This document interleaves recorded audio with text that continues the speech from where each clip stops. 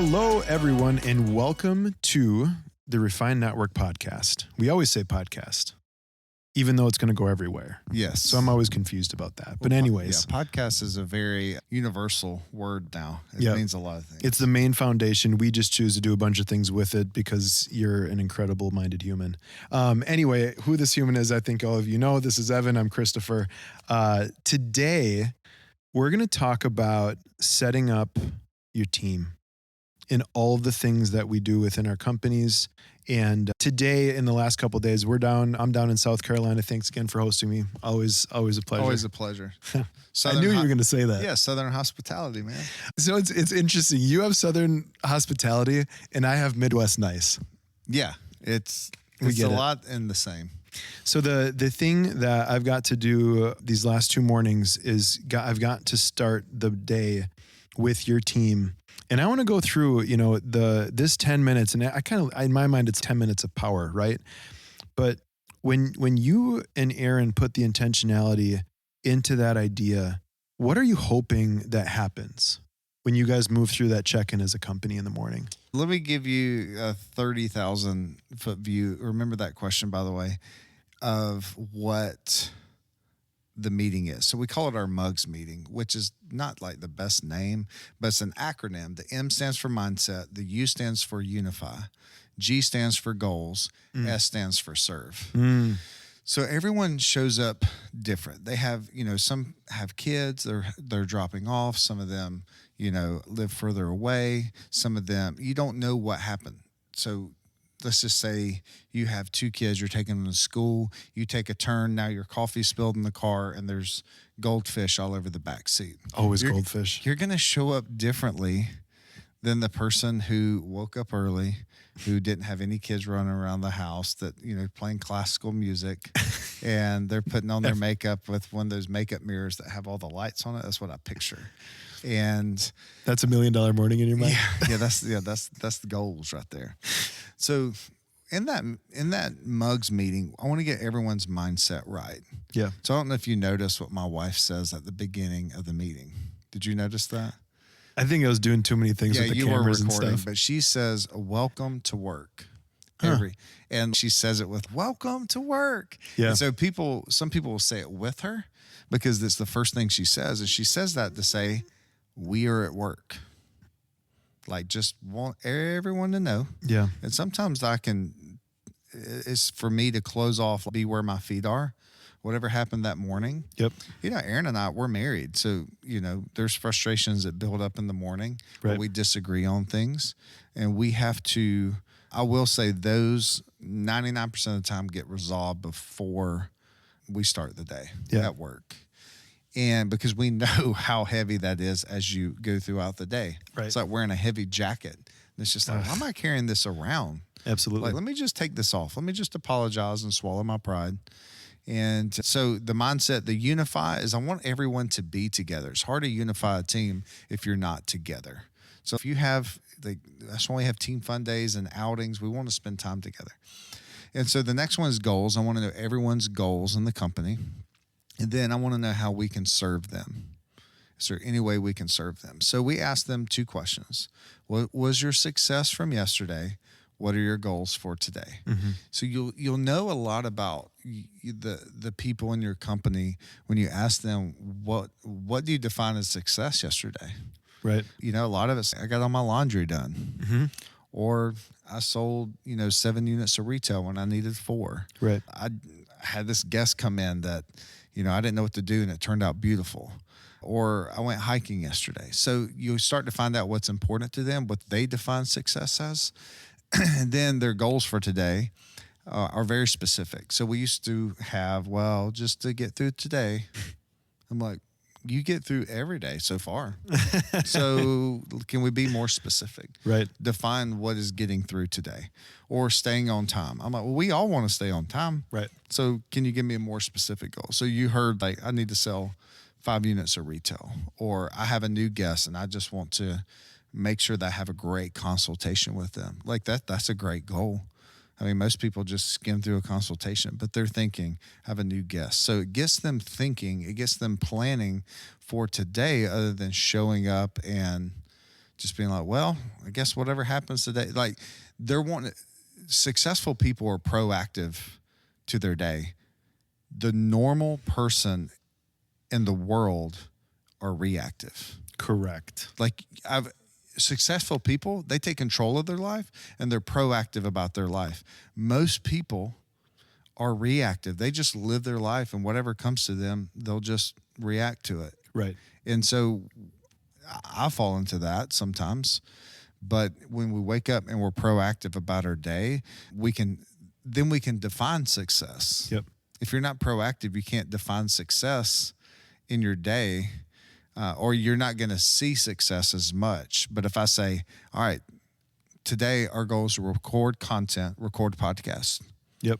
If we do that today, that is success. So tomorrow they'll say, what was your success? I'm going to say, we crushed it. Hit our goal that we did yesterday. Yep. So it's a 10-minute meeting. Now I've had salons do this. They're like, oh, I love that idea. I'm going to do it. And then 3 days later, they're like, it didn't work. I'm like, well, it is a little different to bring. You can't just go in and say, all right, guys, we're going to meet 10 minutes before we start tomorrow. I mean, I would say most salons I work with, everybody comes in staggered at different times. Mm-hmm. So, if you tell people, all right, we're all going to start at the same time, you need to be here 10 minutes before, that needs to be carefully communicated and thought through, and not just do it tomorrow. Right. And you gotta make it inspiring and have a purpose.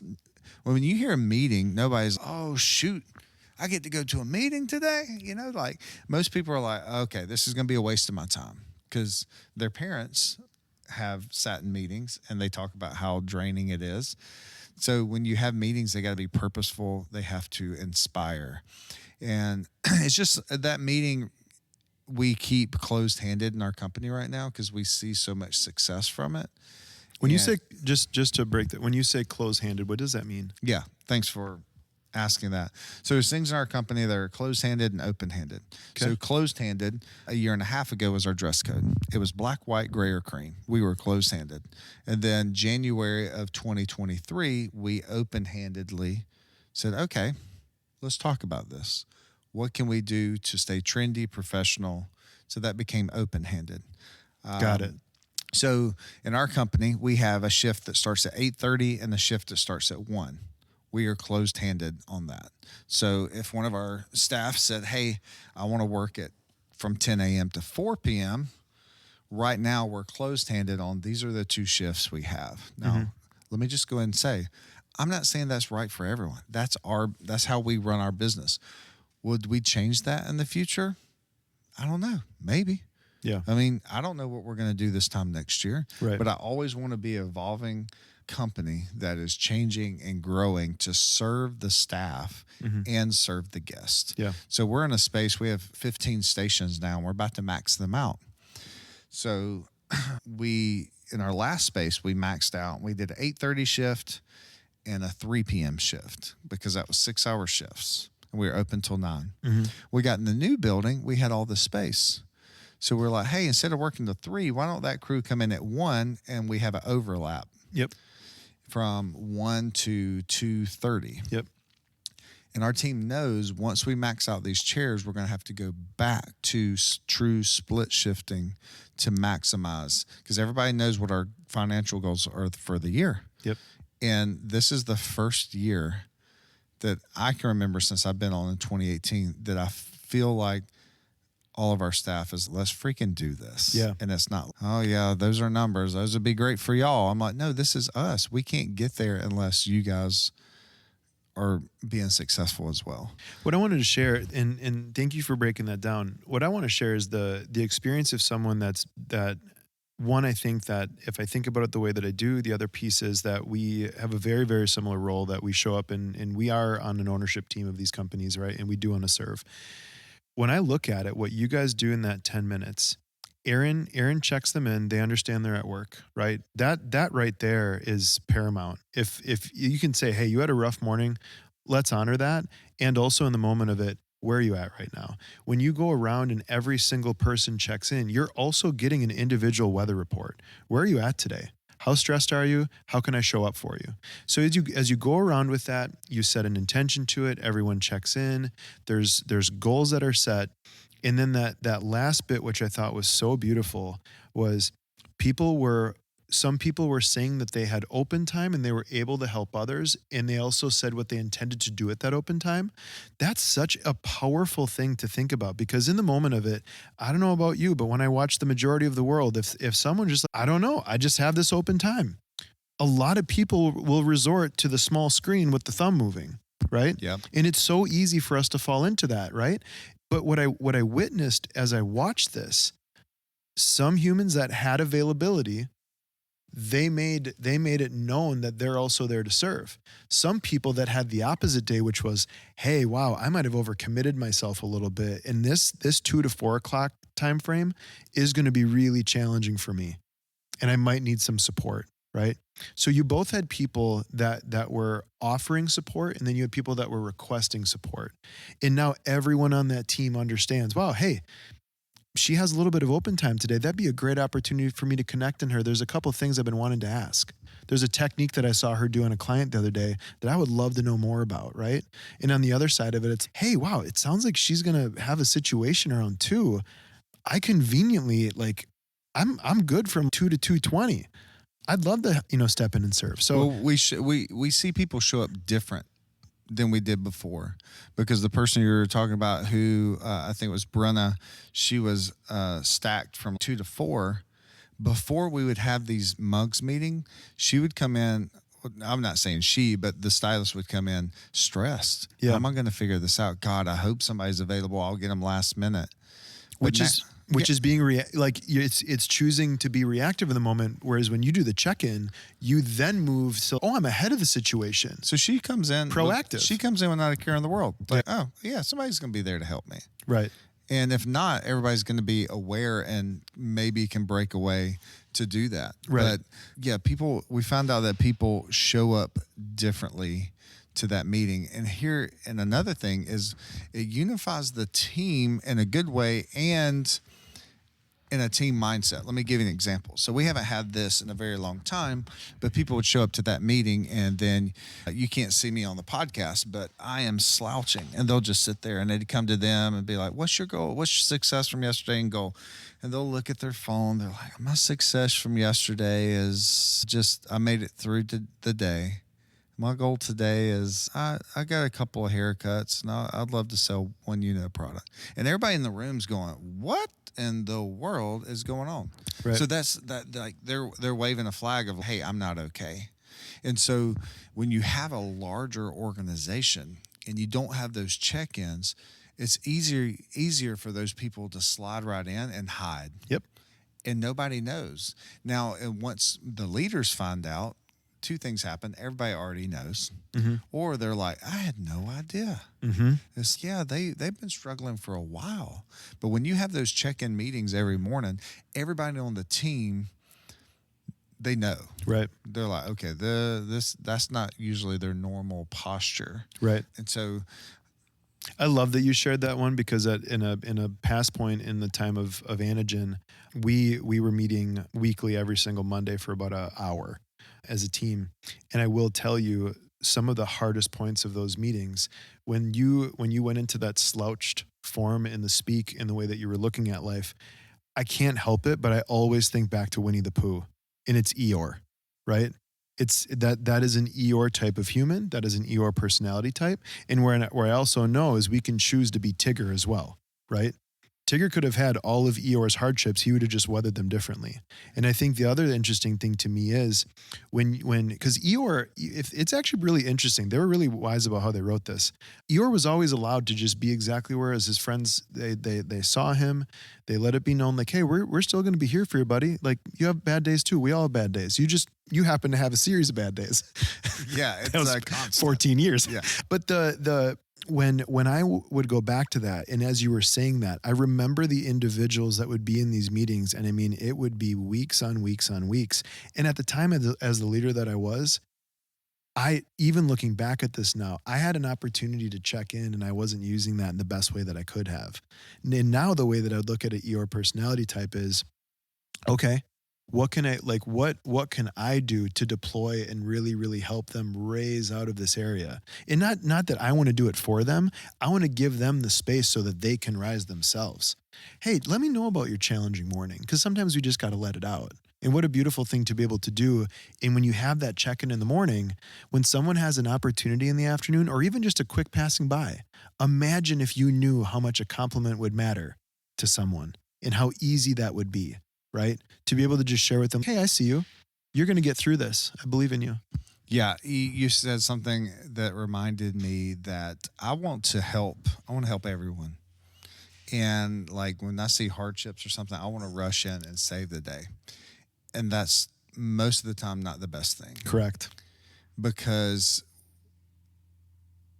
I want to be there to what you say. I want to listen to them. I want to give advice if they want advice. A lot of times they don't even want advice, but they have to figure this. This is human life. Correct. They have to figure it out themselves. If I come in and swoop in and save the day all the time, they're not learning. They're not growing. Right. And it's really hard when you have people in your life and family and friends and even in work where there's financial situations. Yep. And I mean, work is easier because I'm like, oh, I can give you more opportunity. Right. Every day of the week. Yeah, but if we just hand over cash and, help them financially, they're not learning the lesson. That's enabling. And I know I'm about to learn this hard from our kids as they get older because, I mean, yeah, my stepmom's probably listening to this. I mean, she swooped in and saved the day a lot when I was younger. Mm-hmm. And I didn't really learn the hardships of that till later on. And when I got married, Aaron's, oh, hang on. I wised up a lot during that time. But, I needed to get hit in the teeth right. a couple of times. And I think in humans, it's good to fail here and there because that's when you learn the growth. most. I mean, we just did another podcast. I don't know if it's going to release before this or not, where we did a webinar and it just crashed and failed. Well, you know what? It's not going to happen again. Right. Because we learn from that failure. Well, and in the event that it does, we now have a crisis plan. We now know exactly what to do. We have a best practice plan. But going back to it, and really bringing it through, I think however you do it within your company and understanding that in the morning of the day that there is a different opportunity to seize, right? And whether you're doing, 10 minutes of power with your whole organization, or you're just in, the break room or, up at the front of our organization where a lot of people will gather in the mornings, remembering to just be aware of others. And then also, like, I always think of it like all the humans that you have within your organization, everyone is their own type of seasoning, right? And some days you can't season the soup the same way that you did the day before. Yeah. And remembering to have that check in because there's such an opportunity. And then also the thing that the last point of it is the goal piece of it in going to serve. So you're specific about what you want to do. You're also specific about what you can do. And that was such a powerful thing to see and be in person with it. And I just celebrate you and Aaron are incredible, both salon professionals and then also business owners. You guys, you lead incredibly well. We can fake it really well.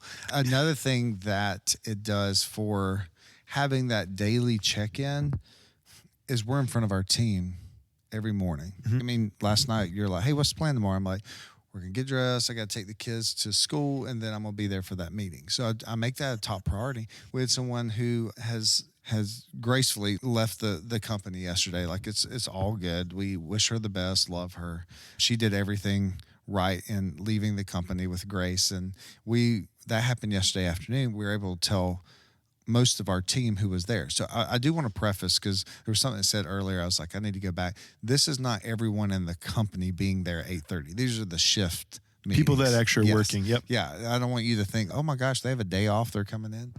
But we were able to let them know that this person is stepping off staff, mm-hmm. and we want to attack that first thing. Typically what we do if someone has left staff is we call everyone in our company immediately, because we don't want We don't want the gossip. What happened? Hang on. Keep they it clear. left. They didn't tell me. They told you. So anytime anyone leaves our company, we'll pick up the phone and call them. But I will say with these meetings have helped so much, because if it's later in the afternoon, we can be like, all right, we could talk to them in the morning. Yep. Unless it's something that we feel like is going to go in a negative way. If it's urgent. Yeah, we haven't had that in a while. We've had some people step off gracefully, and we wish them the best and things like that. But those meetings just help us to communicate, to be, I say as a leader, you got to be available, visible, and valuable. Mm-hmm. So we're available to our team, we're visible, we're there, and we're creating value in that moment. So, it's worked wonders in our company. I'm not saying if you want to implement this in your company, please reach out to me. Because it's not, if you're like, oh yeah, we're going to do this tomorrow, it's not going to work. Read from the last episode. There's fine print you need to read. Fine print you need to read. So you can reach out to me. You can message the Refine Network on Instagram or evansilver.co, or email at hello@therefinenetwork.com. So if you're like, hey, I'm interested in this, how'd you do it? Reach out to us. We're here to serve. Awesome. Well, this is a good convo. Absolutely. Awesome. Well, thank you guys for listening to the Refine Network podcast, and we'll see you next time. Take care.